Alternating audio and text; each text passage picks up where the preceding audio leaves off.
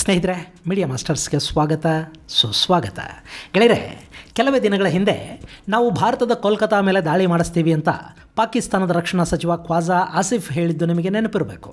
ಪಾಕಿಸ್ತಾನ ಕೋಲ್ಕತ್ತಾ ಮೇಲೆ ಹೇಗೆ ದಾಳಿ ಮಾಡುತ್ತೆ? ಉಗ್ರರಿಂದ ದಾಳಿಗಳನ್ನು ಮಾಡಿಸತ್ತಾ? ಎಲ್ಲಿ ಕೋಲ್ಕತ್ತಾ, ಎಲ್ಲಿ ಪಾಕಿಸ್ತಾನ? ಈ ಆಸಿಫ್ ಒಬ್ಬ ಜೋಕರ್ ಅಂತ ಸಾಕಷ್ಟು ಜನ ಅಂದ್ಕೊಂಡ್ರೋ ಏನೋ. ಆದರೆ ಆಸಿಫ್ ಏನು ಹೇಳ್ದ ಅನ್ನೋದು ಈಗೀಗ ಗೊತ್ತಾಗ್ತಾ ಇದೆ. ಬಾಂಗ್ಲಾದೇಶದ ಸೇನೆ ಹಾಗೂ ವಾಯುಪಡೆಯಲ್ಲಿನ ಸುಮಾರು 1 ಡಜನ್ ಅಧಿಕಾರಿಗಳು ಮತ್ತು ಸಿಬ್ಬಂದಿಯನ್ನು ಅಲ್ಲಿನ ಇಂಟೆಲಿಜೆನ್ಸ್ ಏಜೆನ್ಸಿಗಳು ವಶಕ್ಕೆ ಪಡ್ಕೊಂಡಿವೆ. ಅವರ ವಿಚಾರಣೆ ನಡೀತಾ ಇದೆ. ಆ ಪೈಕಿ 4 ಜನ ದೇಶ ಬಿಟ್ಟು ಈಗಾಗಲೇ ಓಡ್ ಹೋಗಿದ್ದಾರೆ. ಇನ್ನು ಈ ದಾಳಿಗಳು ಕೂಡ ಬಾಂಗ್ಲಾದೇಶದ ವಿದೇಶಾಂಗ ಸಚಿವ ಡಾಕ್ಟರ್ ಖಲೀಲುರ್ ರೆಹಮಾನ್ ಭಾರತಕ್ಕೆ ಬಂದು ಹೋದ ಬೆನ್ನಲ್ಲೇ ಆಗಿವೆ. ಅಲ್ಲಿನ ಏರ್ಫೋರ್ಸ್ ಅಧಿಕಾರಿಗಳು ಪಾಕಿಸ್ತಾನದ ಉಗ್ರ ಸಂಘಟನೆಯ ಜೊತೆ ನಂಟು ಹೊಂದಿದ್ರು ಅಂತ ಹೇಳಲಾಗ್ತಾ ಇದೆ. ಅಲ್ಲಿನ ಏರ್ಬೇಸ್ಗಳು, ರಡಾರ್ ಕೇಂದ್ರಗಳಲ್ಲಿನ ಸಿಬ್ಬಂದಿ ಬಾಂಗ್ಲಾದ ವಿರುದ್ಧ ಕೆಲಸ ಮಾಡ್ತಾ ಇದ್ರು. ಅಲ್ಲಿನ ಅತ್ಯಂತ ರಹಸ್ಯ ಮಾಹಿತಿಗಳನ್ನು ಶತ್ರುಗಳ ಜೊತೆ ಹಂಚ್ಕೋತಾ ಇದ್ರು ಅನ್ನೋದು ಅವರ ಮೇಲಿನ ಆರೋಪ. ಢಾಕಾ, ಚಿತ್ತಗಾಂಗ್, ಜೆಸ್ಸೂರ್ ಮುಂತಾದ ಬೇಸ್ಗಳಲ್ಲಿನ ಏರ್ಮನ್ಗಳು ಮತ್ತು ಸಿಬ್ಬಂದಿಯ ಮೊಬೈಲ್ ಫೋನ್ಗಳನ್ನು ವಶಕ್ಕೆ ತಗೊಳ್ಳೋದಕ್ಕೆ ಸೂಚಿಸಲಾಗಿದೆ. ಎಲ್ಲರ ರಜೆಗಳನ್ನು ರದ್ದು ಮಾಡಿದ್ದಾರೆ. ಅಲ್ಲಿ ದೊಡ್ಡ ಮಟ್ಟದ ತನಿಖೆ ನಡೀತಾ ಇದೆ. ಈ ಸಿಬ್ಬಂದಿ ಪಾಕಿಸ್ತಾನದ TTP ಜೊತೆ ಸಂಪರ್ಕವನ್ನು ಇಟ್ಕೊಂಡಿದ್ರು ಅಂತ ಹೇಳಲಾಗ್ತಾ ಇದೆ. ಆದರೆ TTPಯ ಹೆಸರಲ್ಲಿ ಮ್ಯಾಚ್ ಆಗ್ತಾ ಇಲ್ಲ. ಹಾಗೆ TTP ಕೂಡ ನಮಗೆ ಬಾಂಗ್ಲಾದೇಶ ಅಲ್ಲಿನ ಸೇನೆಯ ಜೊತೆ ಸಂಪರ್ಕ ಯಾಕೆ ಬೇಕು, ಅದು ನಮ್ಮ ಗುರಿ ಅಲ್ಲವೇ ಅಲ್ಲ ಅಂತ ಹೇಳಿದೆ. ಹಾಗಾದರೆ ಬಾಂಗ್ಲಾದ ಏರ್ಫೋರ್ಸ್ ಸಿಬ್ಬಂದಿ ಯಾರ ಜೊತೆ ಸಂಪರ್ಕ ಇಟ್ಕೊಂಡಿದ್ರು? ಭಾರತಕ್ಕೆ ಅಲ್ಲಿನ ವಿದೇಶಾಂಗ ಸಚಿವ ಬಂದು ಹೋದ ಬೆನ್ನಲ್ಲೇ ಅಲ್ಲಿ ಏನಾಯಿತು? ಪಾಕಿಸ್ತಾನ ಭಾರತದ ಮೇಲೆ ಪೂರ್ವದ ಕಡೆಯಿಂದ ದಾಳಿ ಮಾಡ್ತೀವಿ ಅಂತ ಹೇಳಿದ್ದಕ್ಕೂ ಈ ಬಂಧನಗಳಿಗೂ ಏನಾದರೂ ಸಂಬಂಧ ಇದೆಯಾ? ಬನ್ನಿ ನೋಡೋಣ. ಗೆಳೆಯರೆ, ಬಾಂಗ್ಲಾದೇಶದಲ್ಲಿ ಈಗ ಒಂದು ಚುನಾಯಿತ ಸರ್ಕಾರ ಬಂದಿದೆ. ಈ ಹಿಂದೆ ಅಲ್ಲಿದ್ದ ಯೂನಸ್ ಇಡೀ ದೇಶವನ್ನು, ಅಲ್ಲಿನ ವ್ಯವಸ್ಥೆಯನ್ನು ಹಳ್ಳ ಹಿಡಿಸಿದ್ದ.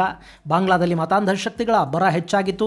ಅದಕ್ಕಿಂತ ಹೆಚ್ಚಾಗಿ ಅಲ್ಲಿ ಪಾಕಿಸ್ತಾನದ ISI ಒಂದು ನೆಟ್ವರ್ಕನ್ನು ಮಾಡಿಕೊಳ್ಳೋದಕ್ಕೆ ಪ್ರಯತ್ನವನ್ನು ಶುರು ಮಾಡಿತ್ತು. ಸೇನೆಯ ಹಿರಿಯ ಅಧಿಕಾರಿಗಳ ಜೊತೆ ಕೂಡ ISIನ ಸಂಪರ್ಕಗಳು ಶುರುವಾಗಿದ್ವು. ಇದೆಲ್ಲವನ್ನು ಭಾರತದ ವಿರುದ್ಧ ಬಳಸೋದಕ್ಕೆ ಅವರು ಸಿದ್ಧತೆಗಳನ್ನು ಮಾಡ್ಕೊಳ್ತಾ ಇದ್ರು. ಮತ್ತೊಂದು ಕಡೆ ಭಾರತ ಬಾಂಗ್ಲಾ ಜೊತೆಗಿನ ಎಲ್ಲ ಸಂಪರ್ಕಗಳನ್ನು ಕಡಿತ ಮಾಡ್ಕೊಳ್ತಾ ಹೋಯಿತು. ಅವರಿಗೆ ಕೊಟ್ಟಿದ್ದ ವಿಶೇಷ ಸೌಲಭ್ಯಗಳನ್ನು ನಿಲ್ಲಿಸ್ತು. ಆ ದೇಶದ ಆರ್ಥಿಕತೆ ಹಳ್ಳ ಹಿಡಿತಾ ಹೋಯಿತು. ಇನ್ನು ನಿಭಾಯಿಸೋದಕ್ಕೆ ಆಗೋದೇ ಇಲ್ಲ ಅನ್ನೋ ಹೊತ್ತಲ್ಲಿ ನೋಬಲ್ ಯೂನಸ್ ಅಲ್ಲೊಂದು ಚುನಾವಣೆ ಮಾಡಿ ಕೈ ತೊಳ್ಕೊಂಡು ಎದ್ದು ಹೋದ.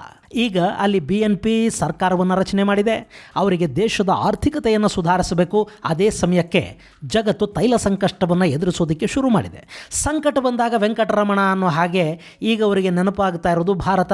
ಇನ್ನು ಭಾರತಕ್ಕೆ ಕೂಡ ಅಕ್ಕಪಕ್ಕದ ಎಲ್ಲ ಕಡೆಗಳಲ್ಲೂ ಶತ್ರುಗಳು ಬೇಕಾಗಿಲ್ಲ. ಒಂದೆರಡಾದರೂ ಸಂಬಂಧಗಳು ನ್ಯೂಟ್ರಲ್ ಆಗಿರಬೇಕು. ಹೀಗಾಗಿ ಬಾಂಗ್ಲಾಗೆ ಭಾರತ ಡೀಸೆಲನ್ನು ಕೊಡೋದಕ್ಕೆ ಒಪ್ಪಿದೆ. ಪುಗ್ಸೆಟ್ಟೆ ಅಲ್ಲ, ಮಾರಾಟ ಮಾಡುತ್ತೆ. ಹಾಗೆ ಅವರು ತರೋ ರಷ್ಯಾದ ಕಚ್ಚಾ ತೈಲವನ್ನು ಕೂಡ ಭಾರತದ ಸಂಸ್ಕರಣಾ ಘಟಕಗಳಲ್ಲಿ ರಿಫೈನ್ ಮಾಡಿ ಕೊಡಲಾಗತ್ತೆ. ಇನ್ನು ಯಾರಿಗೂ ಯಾವ ಉಪಕಾರನೂ ಉಚಿತ ಅಲ್ಲ.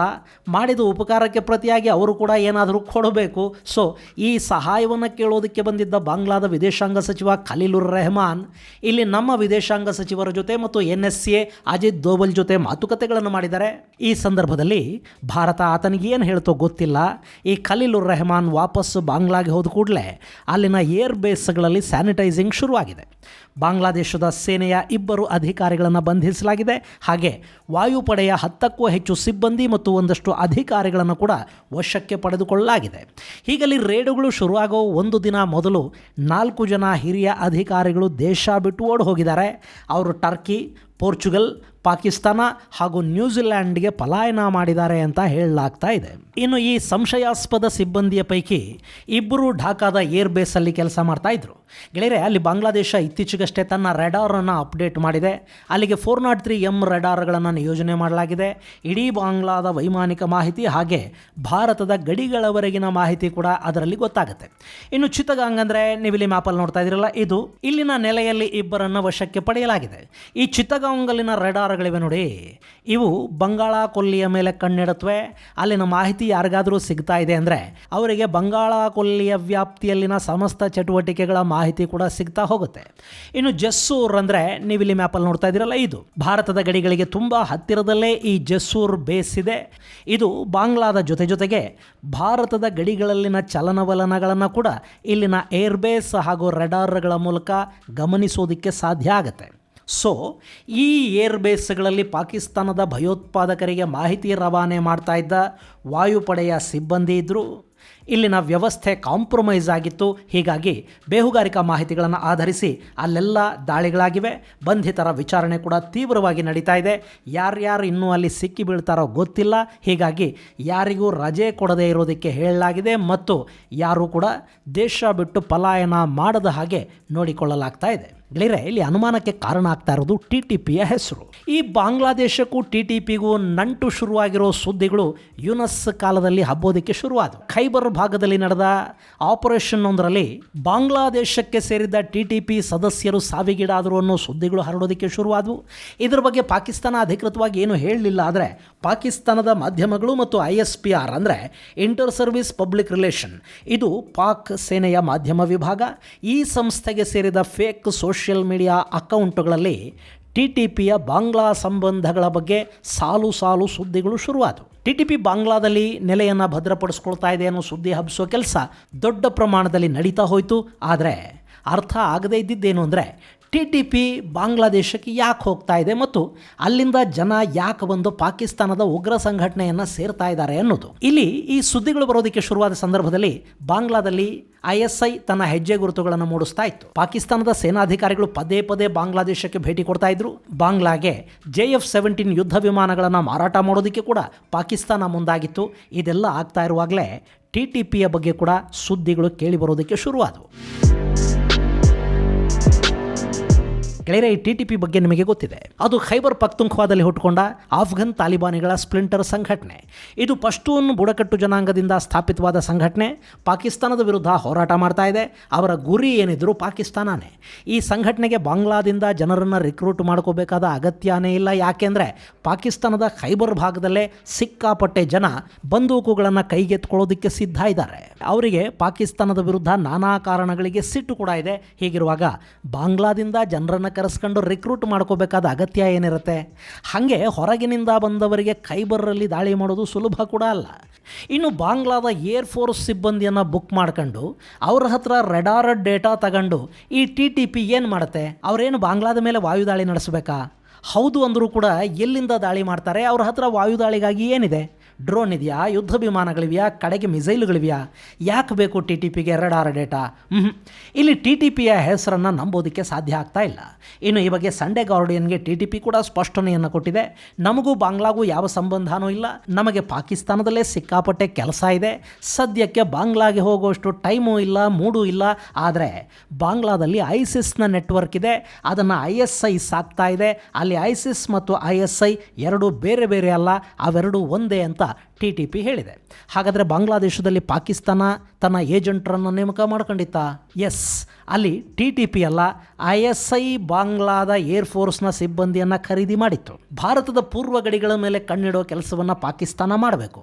ಹೀಗಾಗಿ ISI ಬಾಂಗ್ಲಾದ ಸೇನೆ ಮತ್ತು ಏರ್ಫೋರ್ಸಲ್ಲಿ ತನ್ನ ಒಂದಷ್ಟು ಹೆಗ್ಗಣಗಳನ್ನು ಸೇರ್ಪಡೆ ಮಾಡಿದೆ. ಅಲ್ಲಿನ ಸಿಬ್ಬಂದಿಯನ್ನು ಇಸ್ಲಾಂನ ಹೆಸರಲ್ಲಿ ಬ್ಲ್ಯಾಕ್ ಮೇಲ್ ಮಾಡ್ತಾ ಅಥವಾ ಹಣ ಕೊಡ್ತಾ ಹನಿ ಟ್ರ್ಯಾಪ್ ಮಾಡ್ತಾ ಗೊತ್ತಿಲ್ಲ. ಒಟ್ಟಾರೆ ಒಂದಷ್ಟು ಜನರನ್ನು ಬುಟ್ಟಿಗೆ ಕೆಡುಕೊಳ್ಳಲಾಗಿದೆ. ಇಲ್ಲಿ ಬಾಂಗ್ಲಾದ ವಿಷಯದಲ್ಲಿ ಭಾರತ ಎಷ್ಟು ಅಲರ್ಟ್ ಆಗಿದೆ ಅಂದರೆ ಅಲ್ಲಿನ ಪ್ರತಿ ಚಲನವಲನವೂ ಭಾರತದ ರಾಗೆ ಗೊತ್ತಾಗುತ್ತವೆ. ಸೊ ಏರ್ಫೋರ್ಸ್ ಕಾಂಪ್ರಮೈಸ್ ಆಗ್ತಾ ಇದೆ ಅನ್ನೋ ವಿಷಯ ಗೊತ್ತಾಯಿತು. ಅದರಿಂದ ಭಾರತಕ್ಕೆ ದೊಡ್ಡ ಮಟ್ಟದ ನಷ್ಟ ಆಗೋದಿತ್ತು. ನಮ್ಮ ಸಿಲಿಗುರಿ ಕಾರಿಡಾರ್ ಮೇಲೆ ಕೂಡ ಪಾಕಿಸ್ತಾನ ಕಣ್ಣಿಡೋದಕ್ಕೆ ಸಾಧ್ಯ ಆಗ್ತಾ ಇತ್ತು. ಅಷ್ಟರಲ್ಲಿ ಬಾಂಗ್ಲಾದೇಶದ ವಿದೇಶಾಂಗ ಸಚಿವ ಡೀಸೆಲ್ ಕೇಳಕೊಂಡು ಭಾರತಕ್ಕೆ ಬಂದ. ಗೆಳೆಯರೆ, ಈ ಖಲೀಲುರ್ ರೆಹಮಾನ್ ಕೂಡ ಸಾಮಾನ್ಯ ಏನಲ್ಲ. ಇದು ಅಮೆರಿಕಾದಿಂದ ಇಂಪೋರ್ಟ್ ಆಗಿರೋ ಐಟಮ್ಮು. ಈಗಿರೋ ಸರ್ಕಾರ ಕೂಡ ಅಮೆರಿಕಾದ ಕೈಗೊಂಬೆನೇ. ಹೀಗಾಗಿ ಅಲ್ಲಿ ಆತ ವಿದೇಶಾಂಗ ಸಚಿವ. ಆತ ಸಹಾಯ ಕೇಳ್ಕೊಂಡು ಭಾರತಕ್ಕೆ ಬಂದಾಗ ಭಾರತ ಸಹಾಯಕ್ಕೆ ಕೃತಜ್ಞತೆಯನ್ನು ಹೇಗೆ ತಿಳಿಸಬೇಕು ಅನ್ನೋದನ್ನು ಆತನಿಗೆ ಹೇಳ್ತಾ ಗೊತ್ತಿಲ್ಲ. ಆದರೆ ಖಲೀಲುರ್ ರೆಹಮಾನ್ ಅಲ್ಲಿಂದ ವಾಪಸ್ಸು ಹೋದ ಬೆನ್ನಲ್ಲೇ ಅಲ್ಲಿ ದಾಳಿಗಳು ಶುರುವಾದವು. ಇನ್ನು ಓಡಿ ಹೋದವರಿದ್ದಾರೆ ನೋಡಿ, ಅವರು ಟರ್ಕಿಗೆ, ಪೋರ್ಚುಗಲ್ಗೆ, ಪಾಕಿಸ್ತಾನಕ್ಕೆ ಪಲಾಯನ ಮಾಡಿದ್ದಾರೆ. ಅಲ್ಲಿ TTP ಜೊತೆ ಅವರಿಗೆ ಕಾಂಟ್ಯಾಕ್ಟ್ ಇದ್ದಿದ್ದರೆ ಪಾಕಿಸ್ತಾನಕ್ಕೆ ಯಾಕೆ ಹೋಗ್ತಾ ಇದ್ರು? ಯಾಕೆಂದರೆ ಪಾಕಿಸ್ತಾನಕ್ಕೆ ಹೇಗೆ ಹೋಗೋದಕ್ಕೆ ಸಾಧ್ಯ ಆಗ್ತಾ ಇತ್ತು? TTP ಅನ್ನೋದು ಪಾಕಿಸ್ತಾನದ ಶತ್ರು. ಹೀಗಿರುವಾಗ TTPಗಾಗಿ ಕೆಲಸ ಮಾಡ್ತಾ ಇರೋರು ಪಾಕಿಸ್ತಾನಕ್ಕೆ ಹೋದರೆ ಅವರಿಗಲ್ಲಿ ಆಶ್ರಯ ಸಿಗುತ್ತಾ? ಗೆಳೆಯರೆ, ಟರ್ಕಿ, ಪೋರ್ಚುಗಲ್ ಎರಡೂ ಕೂಡ ISI ಜಾಲ ದೊಡ್ಡ ಮಟ್ಟದಲ್ಲಿ ಹರಡಿರುವ ದೇಶಗಳು. ಅಲ್ಲಿ ಪಾಕಿಸ್ತಾನದ ಬೇಹುಗಾರಿಕಾ ಏಜೆನ್ಸಿಯ ಇನ್ಫ್ಲೂಯೆನ್ಸ್ ಇದೆ. ಅವರು ಅಲ್ಲಿಗೆ ಹೋಗಿದ್ದಾರೆ.